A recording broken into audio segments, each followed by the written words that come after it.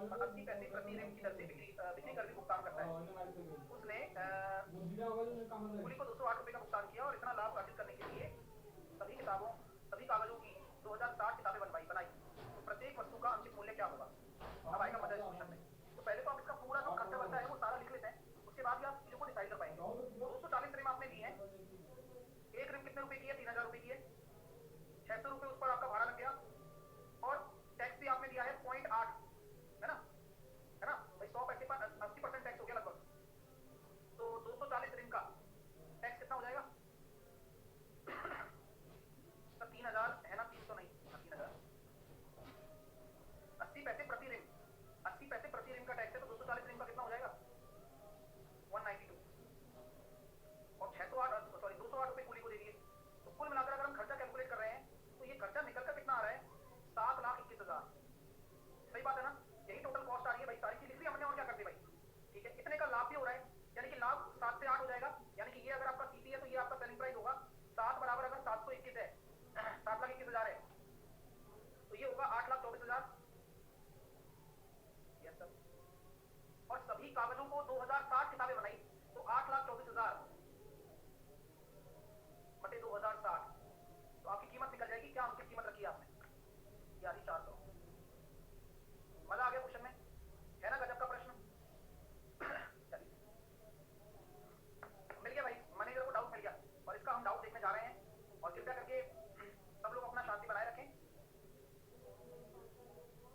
आ गया भाई, डाउट आ गया इसका। कोई बुक मिली है इसको और उसमें से इसने फोटो खींच के भेज दिया है। चलिए आइए,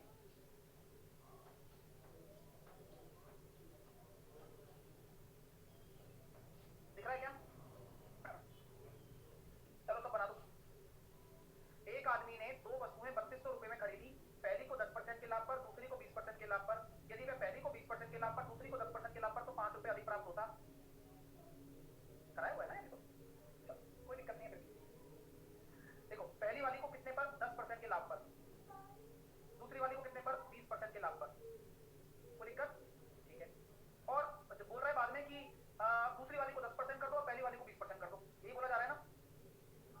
तो क्या हो रहा है इसमें से? इसको घटाने पर 5 रुपए ज्यादा मिल रहे हैं, तो मैं ये कह सकता हूँ 10% ऑफ पहली वाली माइनस 10% ऑफ दूसरी वाली बराबर कितना?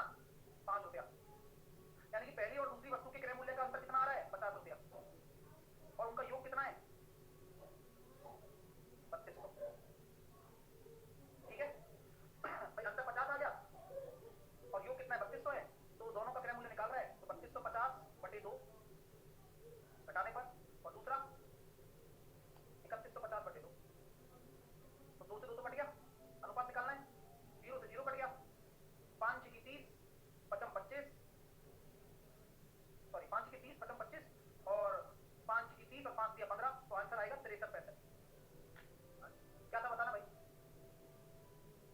क्लास में कराया हुआ है, 2 क्वेश्चन कराए थे, 2 या 3 क्वेश्चन ऐसे ही। 3150 कैसे सर? पता नहीं यार, वही तो बस चक्कर है। यहाँ तक तो तुमने कर ही लिया होगा वैसे तो। सर 3200 कैसे आया? आकाश, बहुत बढ़िया आकाश, और अच्छे।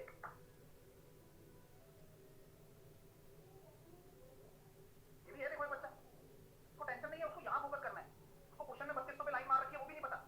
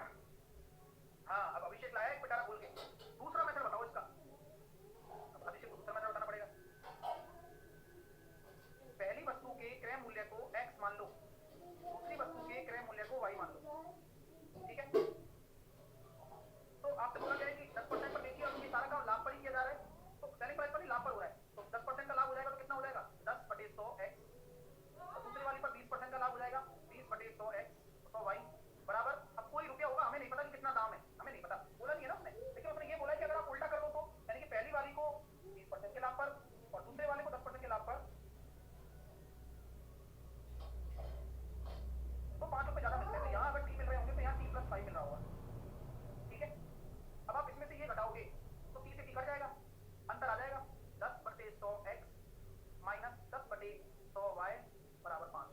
तो यहाँ से देखिए आप x माइनस वाई की वैल्यू आ गई 50 और x प्लस वाई कितना है, दोनों का योग क्रय मूल्य का 3200। तो यहाँ से आप x निकाल लोगे और यहाँ से आप y निकाल लोगे।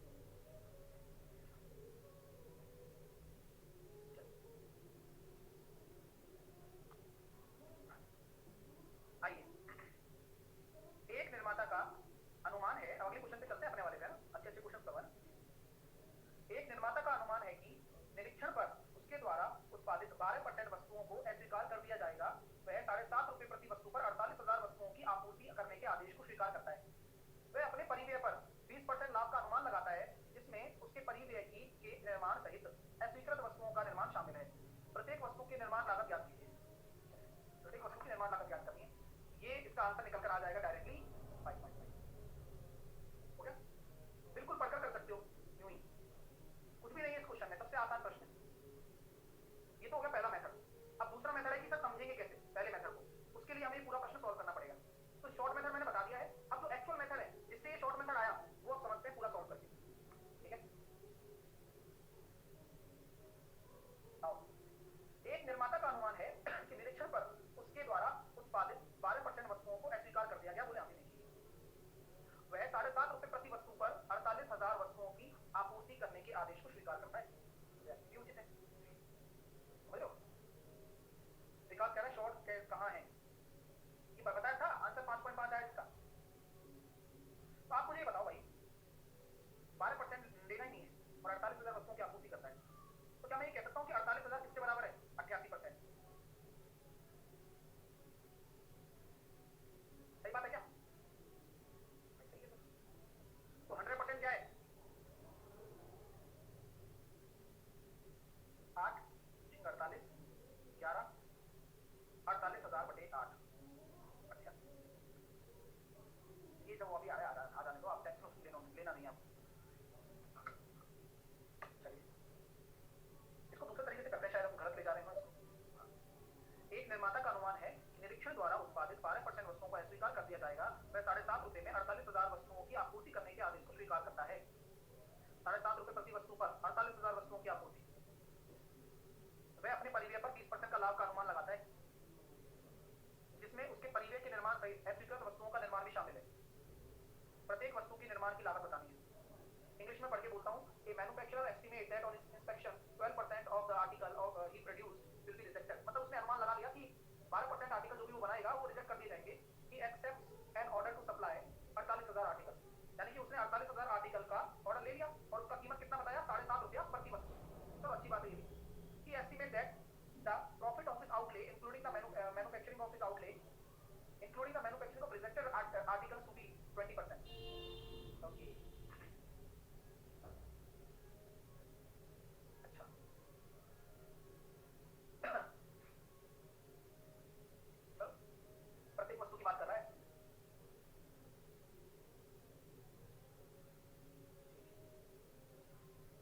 आप मुझे बताओ 48,000 रुपए का 7.5 रुपए के हिसाब से कितना हो जाएगा खर्चा, और आपको 20% का लाभ कमाना है। अनुमान है 20% के लाभ का। ठीक है, 48,000 का 7.5 रुपए के हिसाब से हमने देखा, और परिव्यय पर 20% का लाभ कमा के रहेगा, वो कैसे भी मान लो। लागत कीमत इसकी निकालनी है बस, तो निर्माण की लागत कीमत है ना। क्वेश्चन की भाषा बड़ी अजीब है, अब ये समझ में नहीं आ रहा कि यार वहां से लें या यहाँ से लें। मैन्युफैक्चरिंग कॉस्ट निकाल रहा हूँ ना, ऐसा करता हूँ।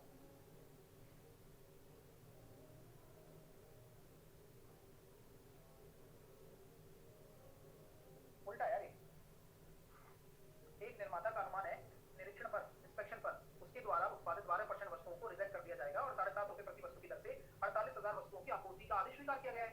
वह अपने परिव्यय पर 20% का भुगतान का अनुमान लगा लेता है, वो पहले से लगा लेता है 20% लाभ।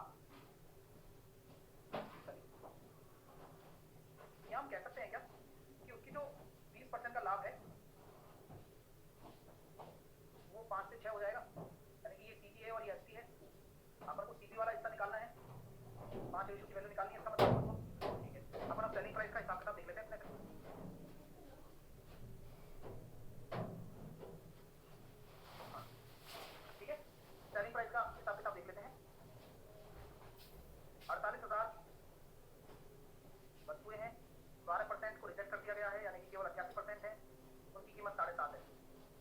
सही बात है ना? तो यही है,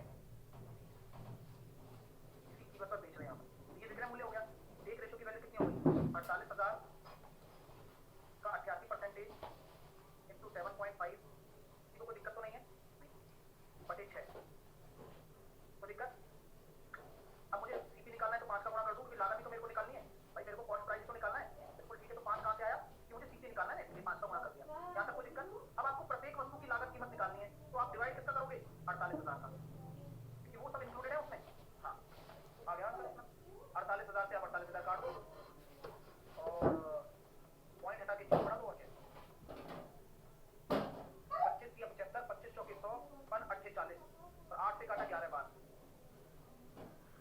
ओ तैयार है क्या? और 3 से काटा 2 बार, आंसर आ गया 5.5। अरे वाह यार, देर आया लेकिन दुरुस्त आया, और काफी अच्छे तरह से अब आपको ये क्लियर भी हो गया होगा, क्योंकि 3-4 बार तो क्वेश्चन मैंने ही पढ़ा है, कहना क्या चाह रहा है बेचारा। ठीक है, स्टॉप फॉर्म नहीं आया सर, तुम बिजी थे ना, तुम बिजी थे क्रिटिक्स में, इसीलिए। अभी यहाँ पर आपने ध्यान दिया होता तो अब कंसेप्ट में क्लैरिटी होगी कि 20% का लाभ है तो सेलिंग प्राइस निकाला, और कॉस्ट प्राइस हमें प्रति लागत निकालना है तो हमने कैलकुलेट कर। नेक्स्ट, अब देखिए अच्छे क्वेश्चन आ रहे हैं ना।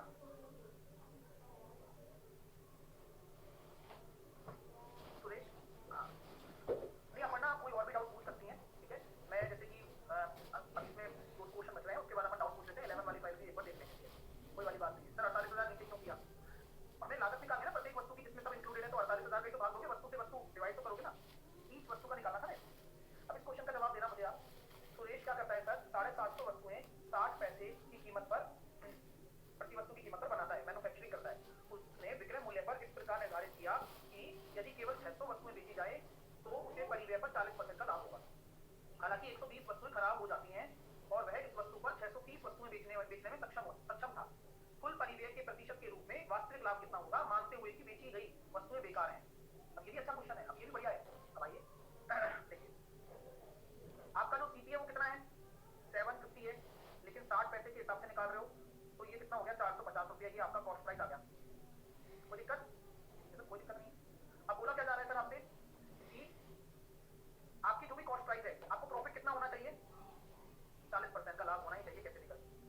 तो 450 पर अगर आप 40% का लाभ करोगे तो 7/5 630 रुपया, ये मतलब सेलिंग प्राइस आ गया,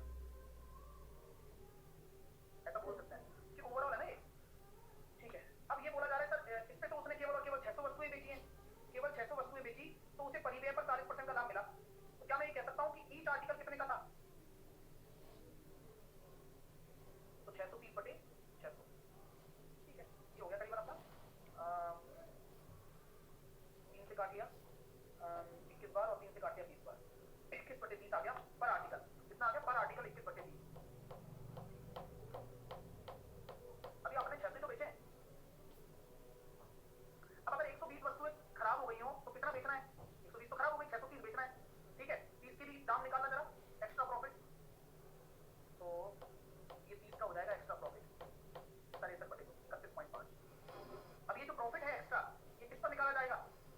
सीधी पर, सीधी है 450 इंटू 100, 7% आ रहा है, तो वास्तविक लाभ कितना हो जाएगा? 40 नहीं है, वो उसने उसमें से 30 वस्तुएं और एक्स्ट्रा बेची हैं तो 43 हो गया।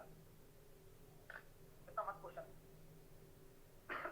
भाई। 120 खराब हो गई मान लो, उनसे कुछ नहीं आया, बेची तो उसने 600 ही थी, अभी भी 30 बेचना बाकी है, तो वो 30 पर कितना प्रॉफिट हो रहा है? 63.2 हो रहा है, 63/2 450 पर, और 7% अभी तो लाभ एक्स्ट्रा ही तो है, छोड़ दिया बस। ठीक है, एक बच्चा कह रहा है 30 कैसे आया? 600 पर 40% है, हाँ 600 पर 40% है, हमने वही निकाला कि भाई मतलब एक्चुअल में 600 पर नहीं बोल सकते आप ऐसा बोल सकते हैं कि यार आपके जो क्रय मूल्य पर आपने टोटल 40% का लाभ कमाया है, ऐसा है। तो क्रय मूल्य तो आपका 450 था, उस पर 40% का लाभ तो 630 रुपए में बेचा है आपने पहला जो लॉट है, और उस पहले लॉट में कितनी बेची है? मात्र 600 वस्तुएं बेची है, तो एक वस्तु कितने की पड़ गई? कितने रुपए की? ठीक है, अब बोला गया सर हालांकि 120 खराब हो जाती है, तो इस मूल्य पर मैं 630 वस्तु बेचने में सक्षम था, तो 30 वस्तुओं का कितना प्रॉफिट है? इतना, अलग से निकाला है ना। नेक्स्ट,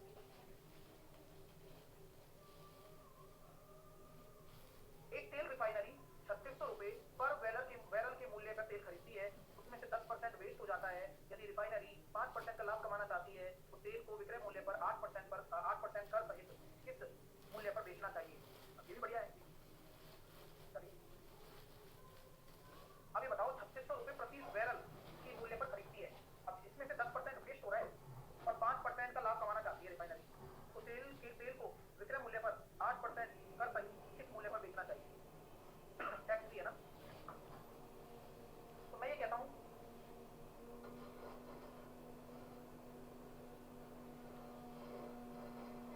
5% लाभ भी कमाना है तो कितना लाभ कमा चलेगा नहीं। ऐसी बात है 3600 रुपये का एक बैरल है, ठीक है, ये सीपी है मान लो, और 10% आपका वेस्ट हो जाता है तो कितना हो गया? खरीदती है और then oil refinery buys DLF is 10% of wastage. चक्कर बढ़ रहा है इस चीज का। तेल रिफाइनरी 3600 रुपये प्रति बैरल की मूल्य पर एक तेल खरीदती है और इसमें से 10% वेस्ट हो जाता है।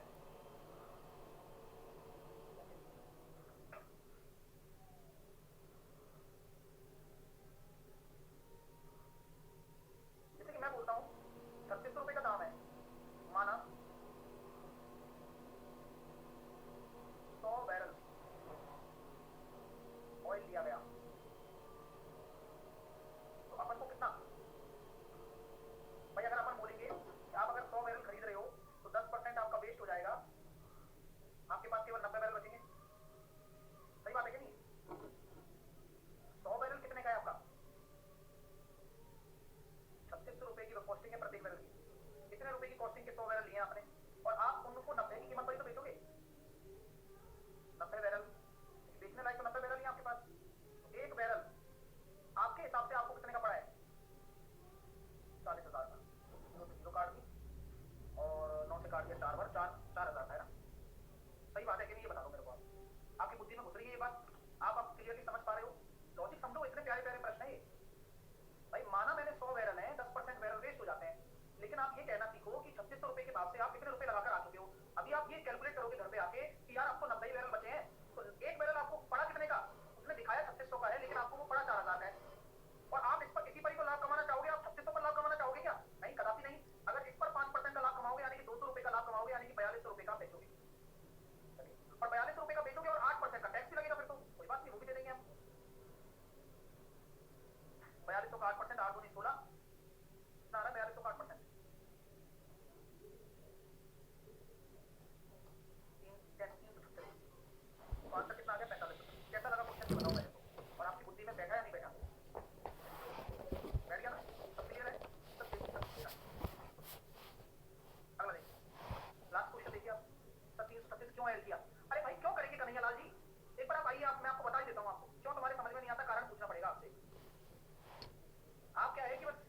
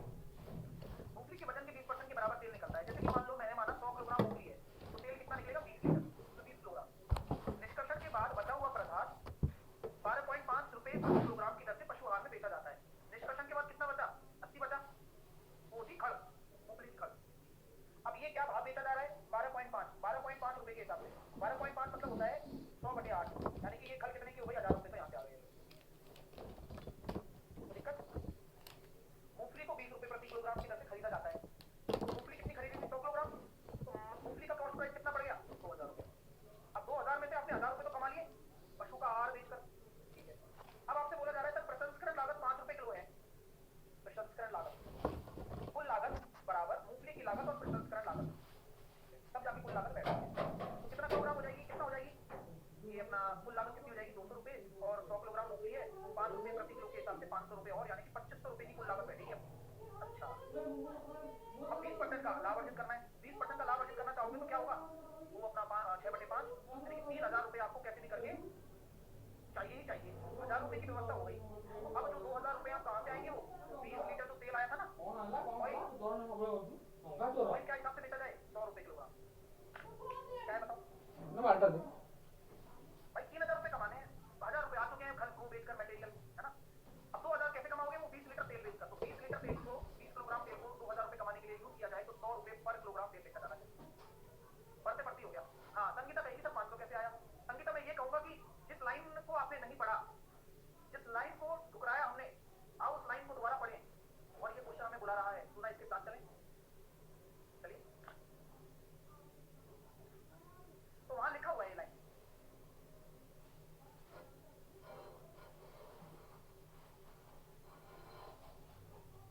एक बच्चा कह रहा सर 8 कैसे आया,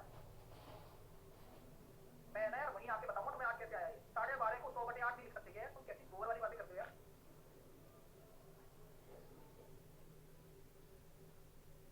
बड़े दिन के बाद सर ने शायरी कही।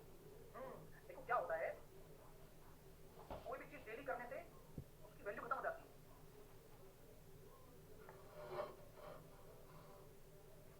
अब आप कहोगे सर पढ़ाई, हाँ तो कहाँ है उसमें,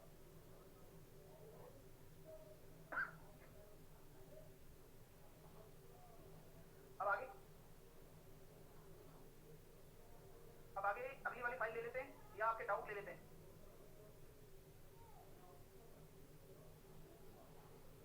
फाइल डाउन, फाइल डाउन,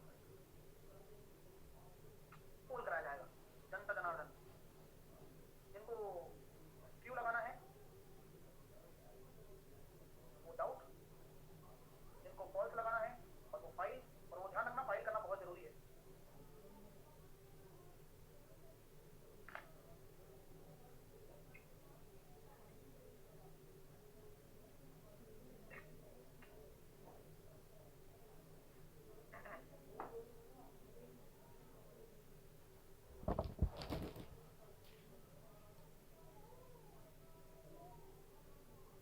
भारी मतों से फॉल्स जीता जा रहा हूँ, मैं तो खुद आ गया, मेरा क्रिकेट ढूंढा।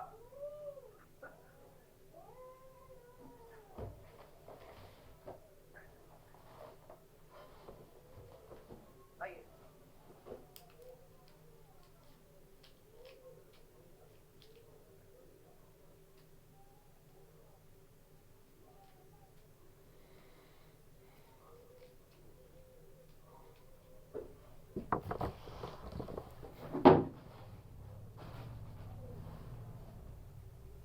आइए, वास्तविक लाभ क्या है जब बिक्री मूल्य पर लाभ 25% है।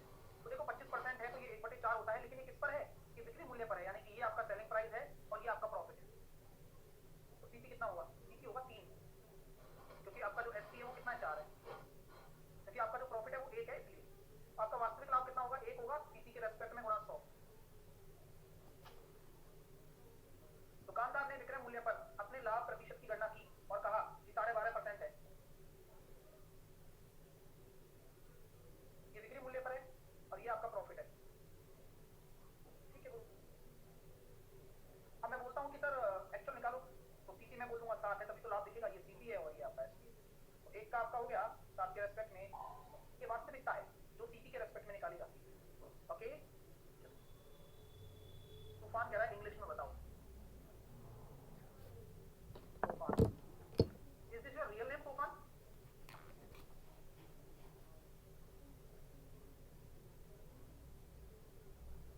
This is your real name,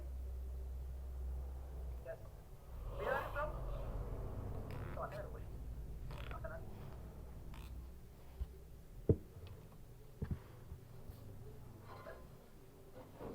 Okay, I am completely trying to explain in English.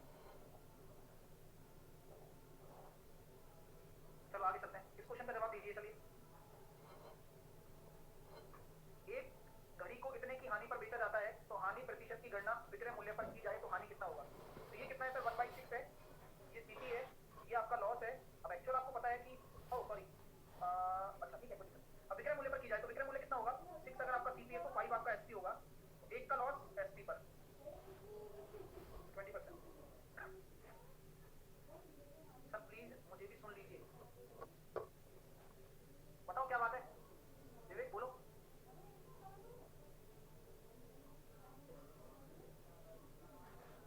चलिए अगला करिए।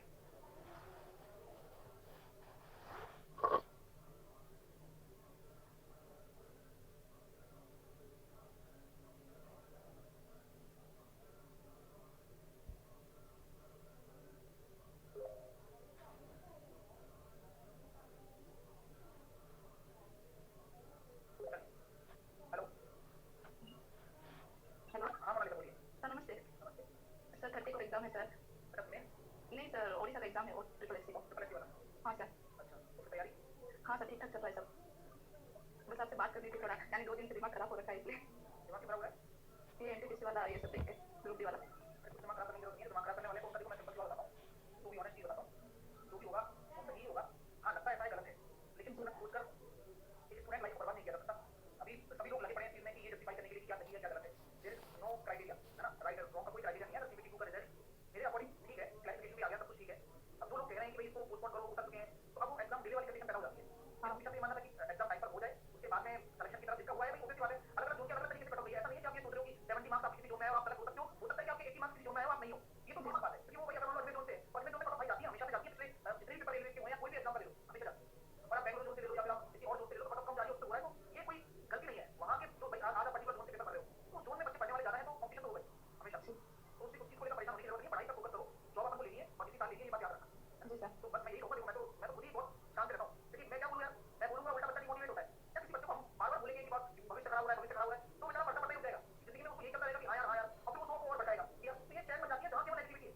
तो एक तरफ चीजों को ना बोलते हुए जब अपनी पढ़ाई पर फोकस करो, ये मेरा मानना है। क्योंकि अगर आप वो करते रहोगे ना तो एक कदम आप दुनिया से हमेशा आगे रहोगे, और जो होना है वो ओके रहेगा और जो नहीं होना है वो बिल्कुल भी नहीं होगा। ये ध्यान रखना, पेपर है, पेपर होगा, जॉब आएगी, हाँ हो सकता है 2 महीने बाद आ जाए, 3 महीने बाद आ जाए, 5 महीने बाद आ जाए, लेकिन होगा। जी सर। सारी रियलिटी है। देखो बाकी अभी आप लोगों को कई लोगों को लगता होगा कि सभी टीचर बोल लेते हैं, एक्चुअल में क्या है कि सभी पर इस चीज का दबाव रहता है, हर कोई अपनी चीजों को बिल्डअप करता है और सही गलत का दबाव रहता है। अभी आप जितने भी टीचर आपके ओबीसी की बातें जो बोल रहे हैं, हर कोई वीडियो कम बनाने लग गया है, क्योंकि स्ट्राइक आ जाती है। हम तो किसी सिस्टम में काम कर रहे हैं, हम तो पहले सिस्टम में काम कर रहे हैं, अपना कुछ नहीं है खुद का, है ना। अगर मैं बोलूं तो एक तो मैं तो जाऊंगा यहाँ से, उसके उठाकर पूरा पूरा सिस्टम हो जाएगा। समझ मेरी बात? जी सर, कब क्या होगा कुछ पता नहीं चल रहा है। ऐसा कुछ नहीं है दिक्कत। जी सर। कोई सिंपल सी बात है, कोई इंडिविजुअली कोई प्रोस्पेक्टिव नहीं होता किसी का, लेकिन हर कोई सपोर्ट करने या नहीं करने से बात नहीं बनती। बात ये है कि आप अपनी चीजें चल रही हैं उनको सही ढंग से रखो, दिमाग सही रखो। आप सही रखोगे ना, अल्टीमेटली आपको सही रहेगा। वरना मैं जानता हूँ इस बच्चे का लाइफ बहुत ज्यादा प्रॉब्लम से घिरा हुआ रहता है ऑलरेडी, इतनी सारी चीजें पहले से ही ऊपर से ये और उस पे भी मतलब हर कोई वीडियो बना रहा है, उसको सबको व्यू चाहिए होते हैं। देखो लिटरली मैं बता रहा हूँ, सब व्यू पे ही काम करते हैं, सबका एक ही मात्र इंटेंशन होता है कि व्यू आ जाए, कैसे नहीं करती, कैसे नहीं करती, बढ़ाकर नहीं, जी सर। कैसे नहीं करती आज। बस डिमोटिवेट नहीं होना चाहिए सर। ये डिमोटिवेशन तो है। आज बच्चे को हर कोई यूट्यूब पे देखो, हम ऐसे लड़ रहे हैं, बच्चा सोच रहा है यार मैं कोई जंग लड़ने जा रहा हूँ, बड़ा एग्जाम कर रहा हूँ, ये मैं बच्चे के दिमाग में आ रही है। हाँ जी। है ना, ये नहीं आनी चाहिए और इस तरह की आनी भी नहीं चाहिए। अगर हम पढ़ रहे हैं तो हमें ढंग से पढ़कर एग्जाम क्रैक करना है, ऑब्वियस बात है, और यही तरीका भी है ना। जी सर। भैया जो है जिस तरह से हम उसके साथ में तो नहीं है। Thank you. आप लोगों के लिए सोचता हूँ, हमेशा से ये कह रहा हूँ कि प्लीज इस चीज को दिमाग पर हावी मत होने देना, क्योंकि लाइफ में मतलब कि ऐसे मोमेंट आते हैं कि हम निकल जाते अगर वो नहीं होता, ऐसा मोमेंट नहीं होता। तो आप अभी भी सिलेक्शन ले लोगे, लेकिन थोड़ा सा अपने दिमाग से चीजों को बोलो कि क्या होगा, जो होगा सबके साथ होगा और मेहनत करते रहो, वही सबसे जरूरी एस्पेक्ट है। ये याद रखना लाइफ में सबसे जरूरी। मैं सभी कैटेगरी में कहना चाहूंगा इस बातों में, सबसे जरूरी एस्पेक्ट है कि आप अपनी मेहनत करते रहोगे। जी, पेशेंस तो बहुत है सर, बट ये रेलवे वाले पेशेंस सबका भी एग्जाम ले रहे हैं। लेकिन है ना, लाइफ में इतनी आसानी से सब मिल जाएगा तो मुश्किल है, मतलब समझ लो एक और परीक्षा है, कट रहा है तो कट रहा है, क्या कर सकते हैं बताइए, है ना। तो इस चीज को आप सोच के, मैं तो हमेशा से कहता हूँ, देखो एक ही प्रोस्पेक्टिव सोच सकते हो, दो नावों में सफर करोगे तो कहीं के भी नहीं रहेंगे आप हमेशा। Thank you. हाँ तो बस आराम से चल रहो और अपना वो ट्रिपल एससी एग्जाम अच्छे से दो, और आप अब इधर उधर के एग्जाम देते रहा करो, निकलेगा, गारंटी से निकलेगा। अगर आप मेहनत कर रहे हो एग्जाम क्यों नहीं निकलेगा। और अभी भी 14 तारीख से अगर सीबीटी 2 हो जाता तो निकलता, पढ़ने वालों का निकलेगा भाई, और किसका निकलेगा नहीं निकलेगा, तो ये बता दो मेरे को। हाँ सर। सिंपल सी बात है, 14 तारीख को अगर एग्जाम हो जाता है तो आराम से एग्जाम निकलता। और अब रिवाइज रिजल्ट आएगा, हो सकता है सेम आ जाए या कुछ चेंजेस आ जाए, 2-4 बच्चों का हो जाए सिलेक्शन, अच्छी बात है, जैसा भी होगा अच्छा होगा। ठीक है, थैंक यू सर। आइए अभी देखो ये क्वेश्चन,